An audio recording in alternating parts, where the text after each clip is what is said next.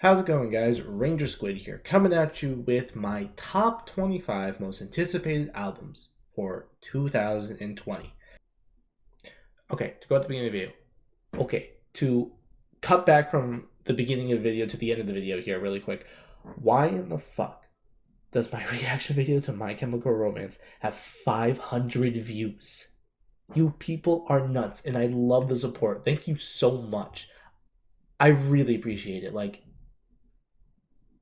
It's insane. I haven't gotten 500 views in a video since like 10 years ago when I did a Duality by Slipknot lyric video, which got 1,800 views. And since then, I haven't gotten a video above 100 views. Like, what?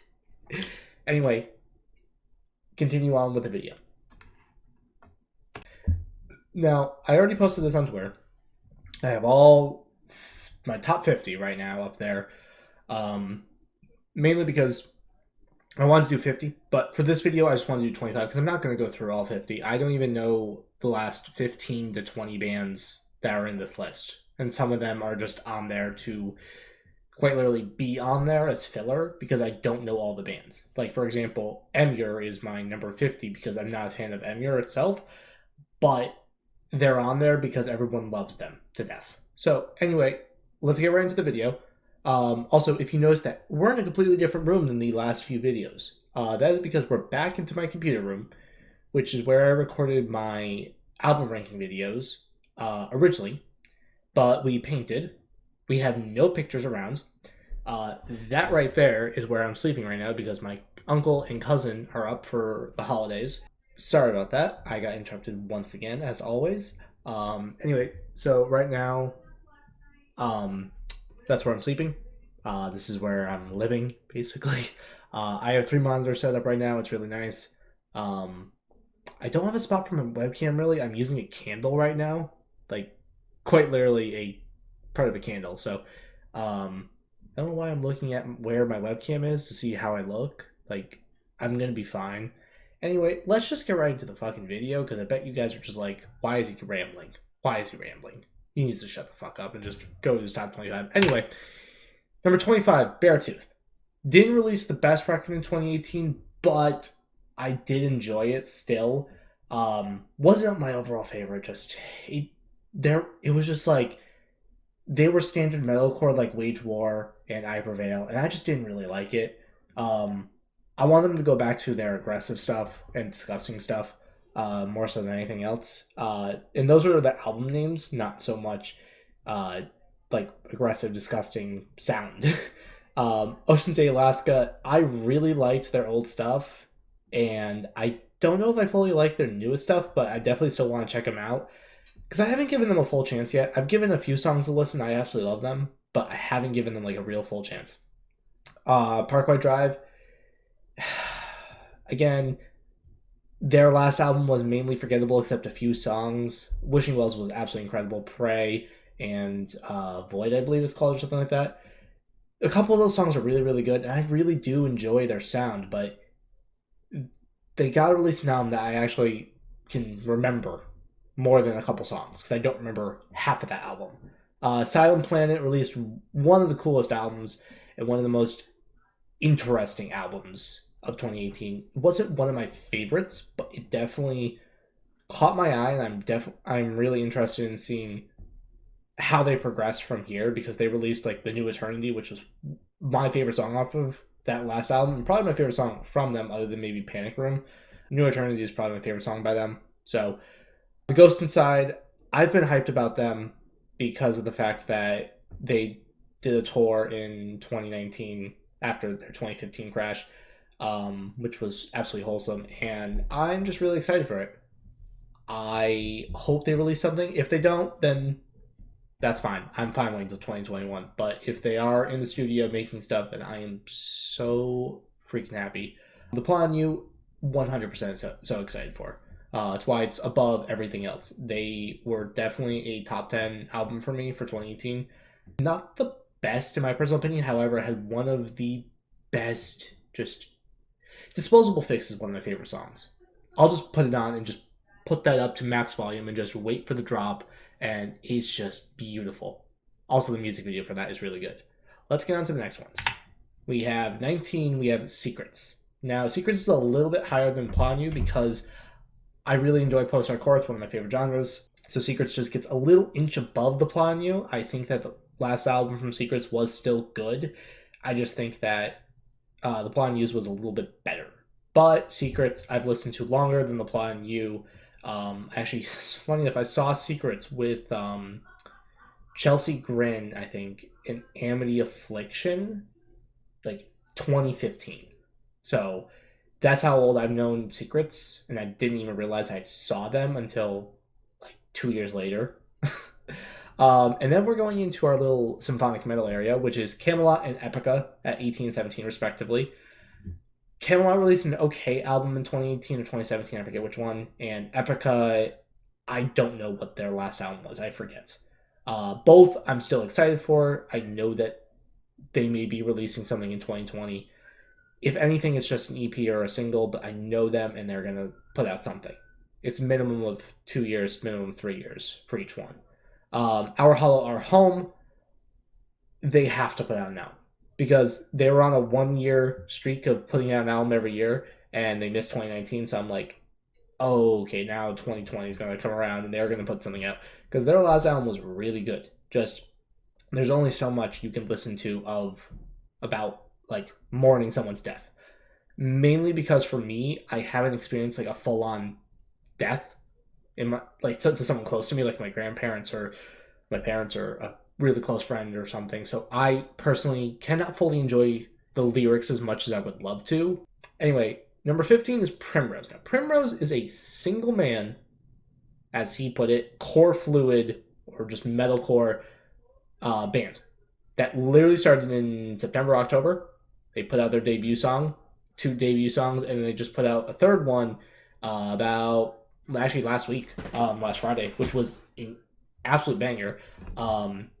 I really enjoyed it, and I cannot wait to hear from them or from him. He's just going to be putting out an EP, but I'm definitely going to be putting it on my list no matter what because I want to be able to critique him. He actually gave me the EP that they're releasing on the 27th early, and so I'm going to be listening to that this weekend. Today's December 19th, and hopefully this goes up within the next few days. But on before December 27th, I'm going to put up my official review of the EP, and I'm going to put my thoughts and critiques and just hey, try out this or try out this. I really like the progression that he's making with the sound itself. I'm just hoping for more, and I want to see how he keeps going in the band itself. Anyway, jumping into number 14 with Veil Maya. I saw them live with Under Oath, and oh my lord, are they amazing. I didn't listen to False Idol as much as I wanted to back in 2017. However, they missed the 2019 mark, which means early 2020 release is going to be Veil Maya. Also with Silverstein, most likely they're going to be early summer, if not May, June area. May, June, July probably.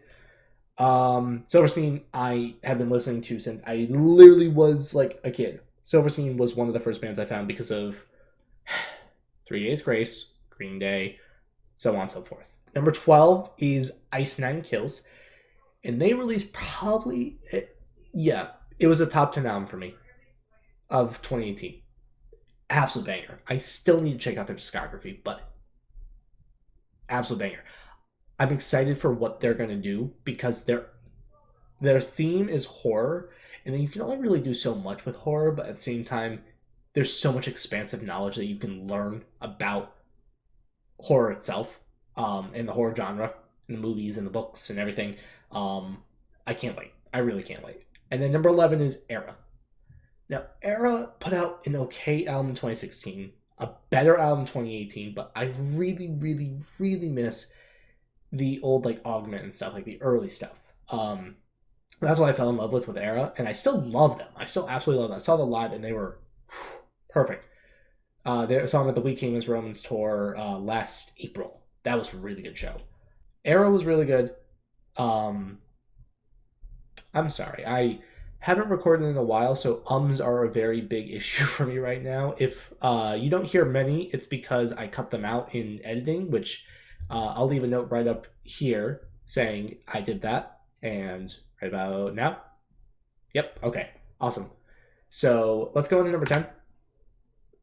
The Amity Affliction. So their 2018 album was just really bad, minus 2 songs. Simple as that. 2016 had an okay album with a few really good songs, but they haven't been good since Let the Ocean Take Me, personally, I think. All My Friends Are Dead is probably one of their best songs they've released in the last 3 years. And however, they are one of the very first metal bands I found from one of my best friends back in 2014. And I'm just excited. I'm just really excited because they're one of my classics and I have to put them up higher than they should be. If I were to rank them just based on their last album, they'd be ranked around 30. They wouldn't even be mentioned. Actually, just by me personally, I would mention them, be like, oh yeah, by the way, Amity Affliction's on the list. And number 9, we have We Came as Romans, who released 2 of the absolute banger singles, best singles of 2019. Carry the Weight and The First Note. Truly some of the best writing that they've done. And it deserves to be recognized more than any other song. Like, really, it does. And they're putting out an album this year, or this coming year. And I'm just excited. I want to see and I want to feel like, I want to feel upset. Number 8 is Chelsea Grin. They were my number 3 of 2018 for album of the year. And since the departure of the previous singer, I actually think that the new singer is just in like a lot better. I loved the old singer. Don't get me wrong. I saw them live and they were really good. However, when you have your exact vocals live that are in the recording itself, that makes me love your deathcore band more. Because I listened to that album so many times through. And then I saw them live. And holy shit. He sounds exactly the same. And you can tell it's live because he misses measures, he misses notes like on time and stuff. That's because just like the pace of the show is just like very either fast or very slow or very like just in the moment. You really can't be on time in a show unless you're focused on it only. You don't focus on anything else. Chelsea Grin, absolute banger. Love the singer. I cannot wait to see what comes out from them in the next chapter. Number 7 is Delane, which has one of the most beautiful singers in the entire world, one of the best vocalists in the entire world for female-fronted vocalists, excluding any 2019 female vocal bands. Cough, cough. The Anchor. Cough, cough. And Delane is just, I love them. I absolutely love them. And same with Camelot and Epica, but Camelot and Epica are just up a little bit higher because I personally like how the focus is more on the vocals in Delane more so than in I just said more so 5 times more than in Camelot and Epica. I can't speak today, okay? I haven't recorded in a couple weeks. I don't know what I'm doing. Save me, please. Number 6 is Underoath, which is one of my favorite bands of all time. And I was beyond excited for their reunion in 2018, or 2016, 2017. And when they released their album in 2018, it was good. It just wasn't what I was expecting. But I've seen them live twice since then and followed along with their albums. I'm just like, all right, I just got to keep going. No matter what, I have to be hyped all the time. Number 5 is Make Them Suffer, which released my number 1 album of the year for 2017. Because I put that on repeat for 5 months straight, and since then have only come back to it a couple times. But I'm still very excited and very happy to always listen to them. And Hollowed Heart was, if they released an album this past year, I seriously think it would have been in contention with Eminence and The Anchor in terms of my my number 1. Because Eminence and The Anchor were already number 1 tied for a while. But then if Make Them Suffer came in and said, hold my beer and release something as good as Hollowed Heart times 10 or 11 songs, then I would probably put that at number 1 without question. Now, on to the final 4. Actually, I'm sorry. Yeah. Number 4 is Fit for a King, which was my number 2. No. So I'm sorry. Chelsea Grin was my number 4. Fit for a King was my number 3 album of the year for 2018. And since then, I have put that on about 40 times, along with Eminence. My top tracks for 2019 were literally Eminence and Fit for a King. I was behind by Fit for a King because I didn't start listening to them until about January. I've fallen in love with them immediately. And Architects at number 3. I just want to see what they do. After their last album, I want to see what they do because they have so much to talk about in terms of politics, in terms of the world, and the anger that they must feel inside towards everything. I cannot wait to hear those blahs from one of the original blah bands again. Number 2 is a band that's not metal. It is rock.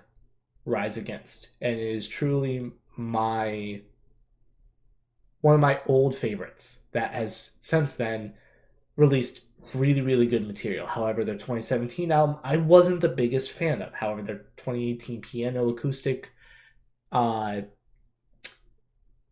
they did of old songs was one of the most beautiful things they've ever done. And I saw them live, and it just reignited my love for the band itself. And then my number 1, of course, is Emery. Emery will forever be in the top 5 of my most anticipated. 2018, they released an album that has a very, very, very, very amazing start. Like the first 10 songs. And then the last 5 are kind of like iffy here and there. I would have to look at specifically where I didn't like it. But honestly, those 10 songs, I just put it in my number 1 because, no, Architects was my number 1. Emery was my number 2. Fit for a King was 3, Chelsea Grin was 4. I loved it. I just fucking loved it. Simple as that. And Emery will forever. They've released so many good singles from their EPs, their subscription-based EPs this past year, and I have loved them. I've enjoyed them. So anyway, that's it for this video. I'll be doing another reaction video or two, recording either tonight or tomorrow. And those will be on special little conditions there of what they are. I can't reveal them yet. I have 2 reaction videos uploading right now as I record this, and I'll be busting out content. I have, let me look at the list. Hang on 1 second. Yeah, I have about 8 or 9 songs right now ready to go for reaction videos, and I haven't even thought about, or haven't even done any like album or song reviews for 2020 yet. So I have at least another 10 videos ready to go at any point. Anyway, thank you guys for watching. Remember to leave a like. If you enjoyed, hit the subscribe button. And I would like to ask you, what are your most anticipated albums for 2020? Are they anything on here? Would you move anything up? Would you move anything down? And yes, there are a lot of bands out there. I will be doing 100 album rankings for 2020. So that all those videos of 2019 album rankings, that's going to probably be doubled at least, if not more. So please let me know what you think. And I'd love to read comments. I love to read comments. Anyway, thank you guys for watching and have a wonderful day.